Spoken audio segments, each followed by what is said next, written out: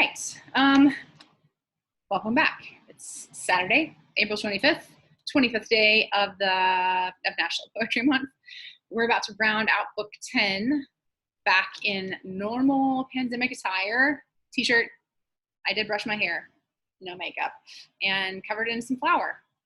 I probably chose the absolute worst time to try to do this today. I've got a sourdough chocolate cake cooling and a loaf of sourdough cinnamon raisin swirl bread cooling, and a 10-month-old dog that doesn't understand the rules very well yet. So it's probably not great. And I just asked a question on Facebook that means I'm getting a ton of answers. I asked what is the most nostalgic song and why. So I'm getting lots of notifications, but I think that my notifications are off on all my devices. So hopefully I can get through the last third of this book with no major feelings. I really doubt that that's going to happen. Maybe more likely, but probably not more likely. I'd love to get through this without having to get the dog and reprimand her. So we'll see. If you remember, yesterday we ended with some explanation from the speaker, from Milton's speaker, just telling us about the implications of the sin and the punishment on Earth itself to the inhabitants of Earth that aren't Adam and Eve. Because sin and death got unleashed on Earth, we now have discord between animals and humans, etc. So now things are striving against one another rather than enjoying, happy life. So right, we stopped right before Adam started to do his self-reflection. In the margin, I wrote Adam the complainer. But I don't know, I'll have to see if my feelings about that are consistent, 10 years down the line. Yeah. Right. It's almost day 50 of the pandemic. And I'm just going to check my planner maybe on Monday to see how far into all this countdown we have gotten. At any rate, I'm going to get started and not tempt the DOG any longer than I already have. She seems to be chewing something that she's supposed to chew right now. So, all right, we're getting ready to hear from Adam, the complainer, asterisk. Oh, miserable if happy, is this the end of this new glorious world, and me so late the glory of that glory, who now become a curse of blessed, hide me from the face of God, whom to behold was then my height of happiness. Yet well, if here would end the misery, I deserved it, and would bear my own deservings. But this will not serve. All that I eat or drink or shall beget is propagated curse. O voice once heard delightfully, increase and multiply, now death to hear. For what can I increase or multiply but curses on my head? Who of all ages to succeed, but feeling the evil on him brought by me, will curse my head. Ill fare our ancestor impure, for this we may thank Adam. But his thanks shall be the execration. So besides mine own that bide upon me, all from me shall with fierce reflux on me redound, on me as on their natural center, light heavy, though in their place. O fleeting joys of paradise, dear bought with lasting woes. Here's the moment for Frankenstein's signal. Did I request thee, Maker, from my clay to mold me man? Did I solicit thee from darkness to promote me, or here placed in this delicious garden? As my will concurred not to my being, it were but right and equal to reduce me to my dust, desirous to resign and render back all I received, unable to perform thy terms too hard, by which I was to hold the good I sought not. To the loss of that, sufficient penalty, Why hast thou added the sense of endless woes? Inexplicable thy justice seems. Yet to say truth, too late I thus contest. Then should have refused those terms whatever, when they were proposed. Thou didst accept them. Wilt thou enjoy the good, then cavil the conditions? And though God made thee without thy leave, what if thy son prove disobedient, and reproved, retort, wherefore didst thou beget me? I sought it not. Wouldst thou admit for his contempt of thee that proud excuse? Yet him not thy election, but natural necessity begot. God made thee of choice his own, and of his own to serve him. Thy reward was of his grace. Thy punishment then justly is at his will. Be it so, for I submit. His doom is fair. That dust I am, and shall to dust return. O welcome hour whenever. What delays his hand to execute his decree fixed on this day? Why do I overlive? Why am I mocked with death and lengthened out to deathless pain? How gladly would I meet mortality, my sentence, and be earth insensible. How glad would lay me down as in my mother's lap. There I should rest and sleep secure. His dreadful voice no more would thunder in my ears. No fear of worse to me and to my offspring would torment me with cruel expectation. Yet one doubt pursues me still, lest I cannot die, lest that pure breath of life, the spirit of man which God inspired, cannot together perish with this corporeal clod. Then in the grave or in some other dismal place, who knows but I shall die a living death? O thought horrid, if true. Yet why? It was but breath or life of life that sinned. What dies but what had life and sin?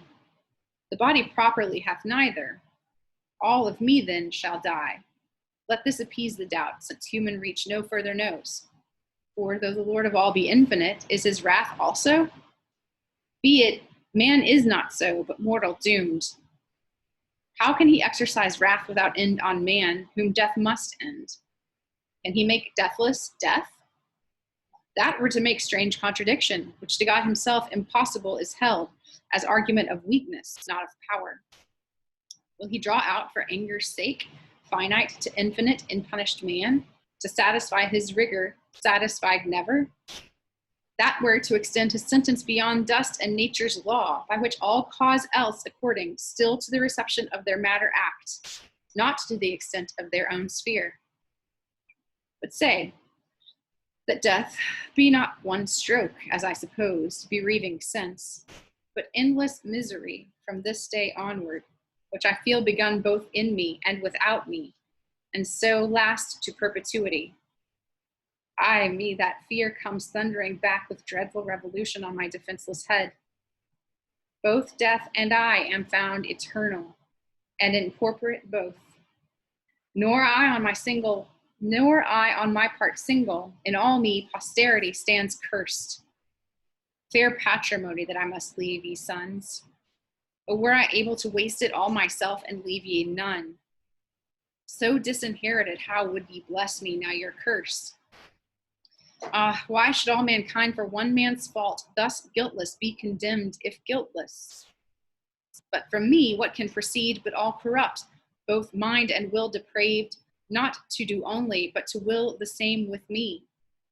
How can they then acquitted stand in sight of God? Him after all disputes forced I absolve. All my evasions vain and reasonings, though through mazes, lead me still but to my own conviction. First and last on me only, as the source and spring of all corruption, all the blame lights due. So might the wrath. Fond wish, couldst thou support that burden heavier than the earth to bear, than all the world much heavier, though divided with that bad woman? Thus what thou desirest and what thou fearest alike destroys all hope of refuge, and concludes thee miserable beyond all past example and future. To Satan only like both crime and doom. O conscience, into what abyss of fears and horrors hast thou driven me, out of which I find no way, from deep to deeper plunged? Thus Adam to himself lamented loud through the still night, not now as ere man fell, wholesome and cool and mild, but with black air accompanied, with damps and dreadful gloom, which to his evil conscience represented all things with double terror. On the ground outstretched he lay, on the cold ground, and oft cursed his creation. Death as oft accused of tardy execution, since denounced the day of his offense. Why comes not death, said he, with one thrice acceptable stroke to end me? Shall truth fail to keep her word, justice divine not hasten to be just? But death comes not at call. Justice divine mends not her slowest pace for prayers or cries. O woods, O fountains, hillocks, dales, and bowers, with other echo late I taught your shades to answer and resound far other song. Whom thus afflicted when sad Eve beheld, desolate where she sat, approaching nigh, soft words to his fierce passion she essayed. But her with stern regard he thus repelled. Out of my sight, thou serpent. That name best befits thee with him leagued, thyself as false and hateful. Nothing wants, but that thy shape like his and color serpentine may show thy inward fraud, to warn all creatures from thee henceforth, lest that too heavenly form pretended to hellish falsehood snare them. But for thee I had persisted happy, had not thy pride and wandering vanity, when least was safe, rejected my forewarning and disdained not to be trusted, longing to be seen, though by the devil himself, him overweening to overreach, but with the serpent meeting, fooled and beguiled, by him thou, I by thee, to trust thee from my side, imagined wise, constant, mature, proof against all assaults, and understood not all, but was a show rather than solid virtue. All but a rib, crooked by nature, bent, as now appears more to the part sinister from me drawn. Well, if thrown out, as supernumerary to my just number found. Why did God, creator wise, that peopled highest heaven with spirits masculine, create at last this novelty on earth, this fair defect of nature, and not fill the world at once with men as angels without feminine, or find some other way to generate mankind? This mischief had not then befallen, and more that shall befall, innumerable disturbances on earth, through female snares, and straight conjunction with this sex. For either he never shall find out fit mate, but such as some misfortune brings him, or mistake, or whom he wishes most shall seldom gain through her perverseness, but shall see her gained by a far worse, or if she love, withheld by parents, or his happiest choice too late shall meet, already linked and wedlock bound to a fell adversary. His hate or shame, which infinite calamity shall cause to human life, and household peace confound. He added not, and from her turned, but Eve, not so repulsed, with tears that ceased not flowing, and tresses all disordered, at his feet fell humble, and embracing them besought his peace, and thus proceeded in her plaint. Forsake me not thus, Adam.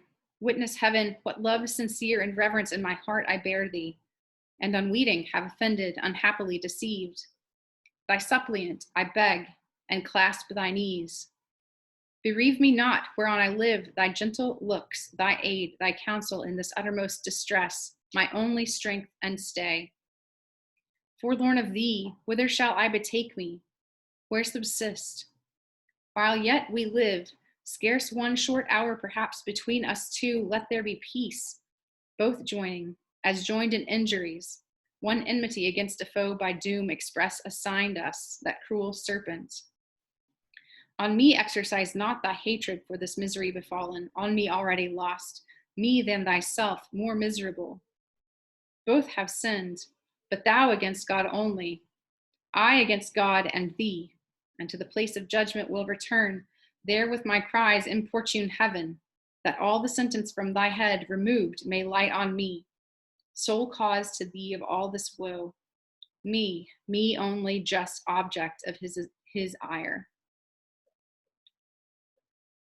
She ended weeping, and her lowly plight immovable, till peace obtained from fault, acknowledged and deplored, in Adam wrought commiseration.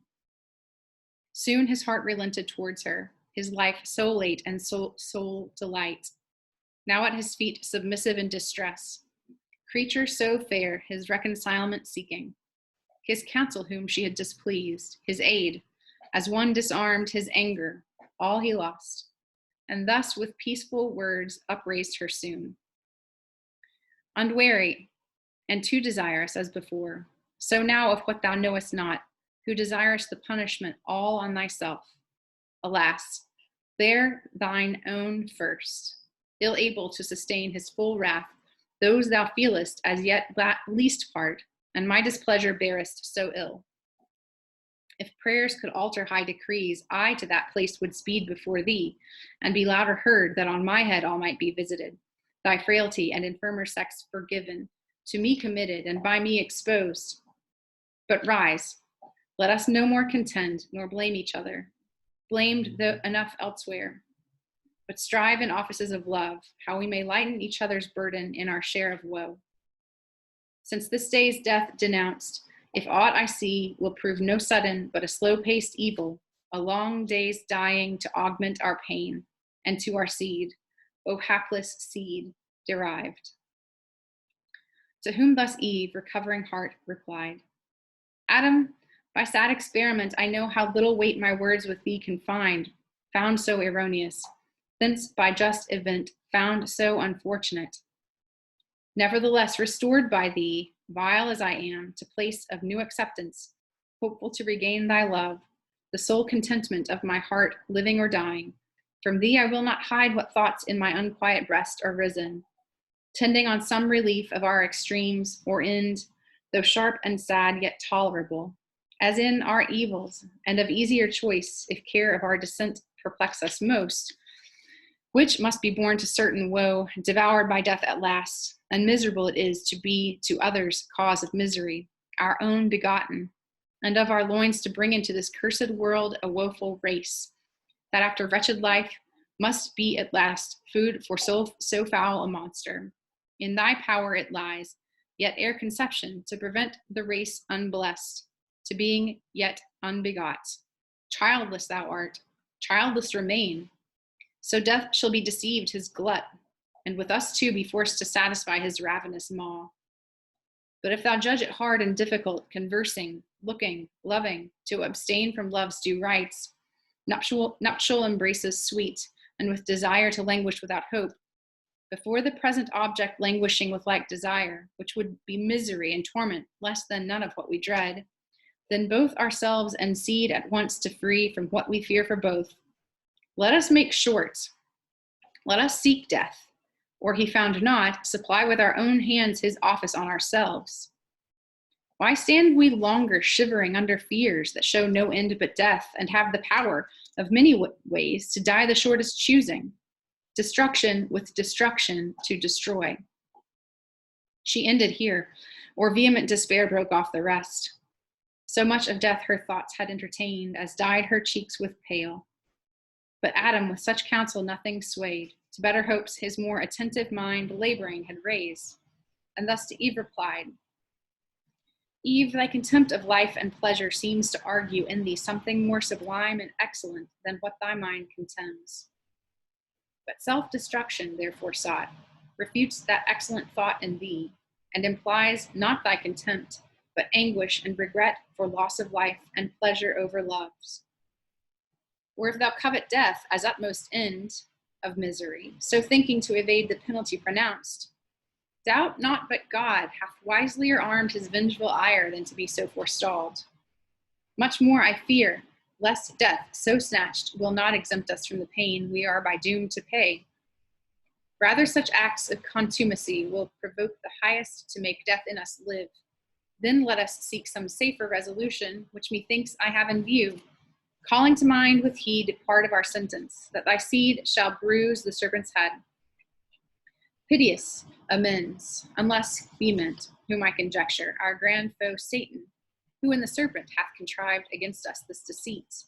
To crush his head would be revenge indeed, which will be lost by death brought on ourselves, or childless days resolved as thou proposest. So our foe shall escape his punishment ordained, and we instead shall double ours upon our heads. No more be mentioned than of violence against ourselves and willful barrenness. That cuts us off from hope and savors only rancor and pride, impatience and despite, reluctance against God and his just yoke laid on our necks. Remember with what mild and gracious temper he both heard and judged, without wrath or reviling. We expected immediate dissolution, which we thought was meant by death that day, when lo, to thee pains only in childbearing were foretold, and bringing forth soon recompense with joy, fruit of thy womb. On me the curse aslope glanced on the ground, with labor I must earn my bread. What harm? Idleness had been worse. My labor will sustain me, and lest cold or heat should injure us. His timely care hath unbesought provided, and his hands clothed us unworthy, pitying while he judged. How much more, if we pray him, will his ear be open and his heart to pity incline, and teach us further by what means to shun the inclement seasons, rain, ice, hail, and snow, which now the sky with various space begins to show us in this mountain, while the winds blow moist and keen, shattering the graceful locks of these fair spreading trees, which bids us seek some better shroud, some better warmth to cherish our limbs benumbed, ere this diurnal star leave cold the night. How we his gathered beams reflected may with matter sear foment, or by collision of two bodies grind the air attrite to fire, as late the clouds justling or pushed with winds, rude in their shock, tine the slant lightning, whose thwart flame driven down kindles the gummy bark of fir or pine, and sends the comfortable heat from far, which might supply the sun. Such fire to use, and what may else be remedy or cure to evils, which our own misdeeds have wrought, he will instruct us, praying, and of grace beseeching him, so as we need not fear to pass commodiously this life, sustained by him with many comforts, till we end in dust, our final rest and native home. What better can we do than to the place preparing where he judged us, prostrate fall before him reverent, and there confess humbly our faults, and pardon beg with tears watering the ground, and with our sighs the air frequenting, sent from hearts contrite, in sign of sorrow unfeigned and humiliation meek. Undoubtedly he will relent and turn from his displeasure, in whose look serene when angry most he seemed, and most severe. What else but favor, grace, and mercy shown? So spake our father penitent, nor Eve felt less remorse. They forthwith to the place repairing, where he judged them prostrate fell, before him reverent, and both confessed humbly their faults, and pardon begged, with tears watering the ground, and with their sighs the air frequenting, sent from hearts contrite, in sign of sorrow unfeigned, and humiliation meek.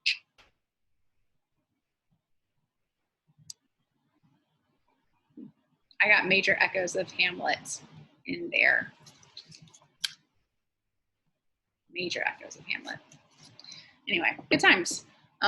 We do know that Milton was a big fan of Shakespeare. He wrote a sort of sonnet about it. Anyway, some thinking to do. All right, book 10 in the books. See, I miss my students. They're the ones that I could say that in front of and make a ridiculous face, and they would laugh with me and groan a little bit. And yeah, unintentional punning, something I do all the time, or did. Anyway, all right, enjoy your Saturday night, y'all.